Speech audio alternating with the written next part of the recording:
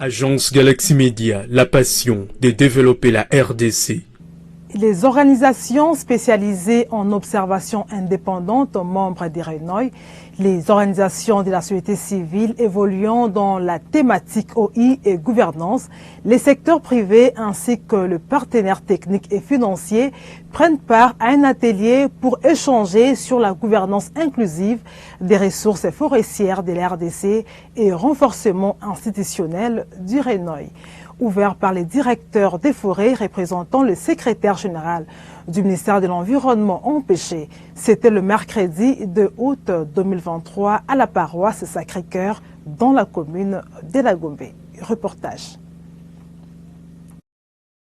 Les forêts de la RDC constituent un écosystème et un patrimoine stratégique, aussi bien au niveau national qu'international, au plan environnemental, économique, social et culturel. Comme vous le savez, dans l'actualité de la gouvernance forestière, nous sommes tenus à apporter notre édifice, notre contribution, pour que nous ayons des décisions de qualité en matière de la gouvernance forestière, en particulier, mais aussi des ressources naturelles en général. Et comme vous le savez, nous avons eu beaucoup de rapports pour le monitoring forestier, d'abord en tant que société civile, mais aussi du côté de la partie gouvernementale. Les rapports de l'IGF, les rapports du consortium PPM-OCA commandité par l'Union européenne, la commission de revisitation avec le ministère de l'Environnement. Il était donc important et opportun que la société civile puisse analyser ces différents rapports et donner sa position.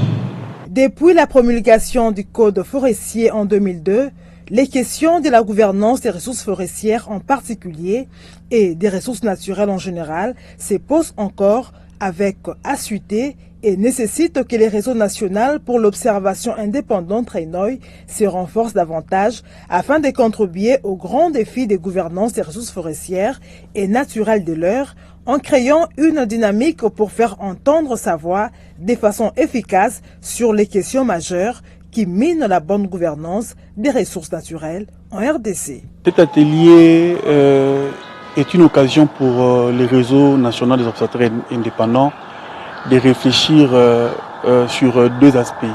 Le premier aspect de réflexion va porter sur la structuration du réseau.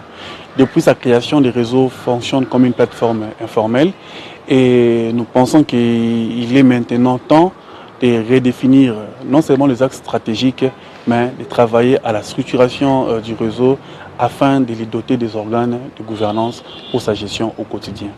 Le deuxième aspect va être axé sur une réflexion stratégique sur l'utilisation de l'observation indépendante comme outil, comme levier d'amélioration de la gouvernance forestière. La gouvernance forestière qui est un ensemble de processus, un ensemble des institutions qui travaillent pour booster les secteurs des forêts.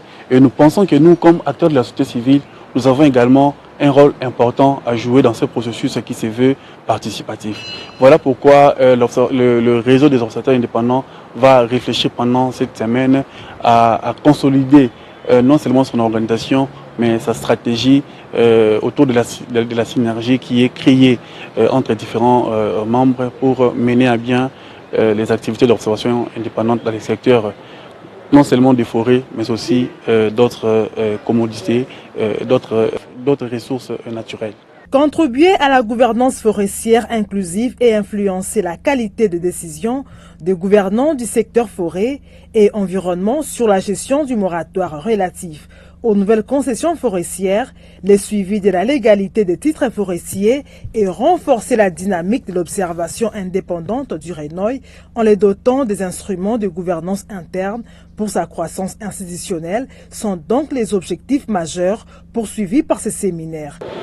Bon, nos attentes, ça va dépendre du travail qui sera fait, mais en regardant, en parcourant les objectifs de cet atelier, et nous pensons que ça va nous aider à avoir quand même des solutions bien des réponses à quelques questions qui se posent avec acuité au niveau de notre ministère en rapport avec la gestion durable de nos forêts, avec la gouvernance forestière et l'observation indépendante. Bon.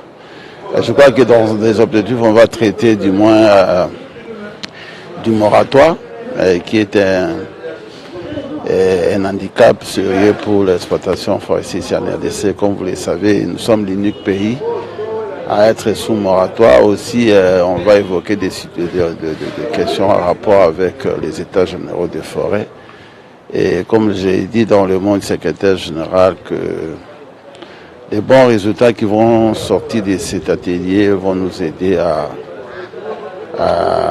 trouver quelques solutions dans les sérieux problèmes que nous avons par rapport à la bonne gouvernance et surtout à la gestion de nos forêts et des ressources naturelles. Cet atelier se déroule en 3 compartiments, à savoir la mise en commun de bonnes pratiques de l'observation indépendante, où chaque membre présente son expérience, la construction sur la base des analyses en groupe d'une position commune et officielle du RENOY, et enfin doter les RENOY des documents de gouvernance à finaliser conformément au consensus de l'Assemblée générale tenue en 2002. Il est sans nul doute que l'amélioration de la gouvernance dans les secteurs forestiers en particulier et des ressources naturelles en général contribuerait au développement du secteur et à l'amélioration des conditions de vie des communautés locales et peuples autochtones.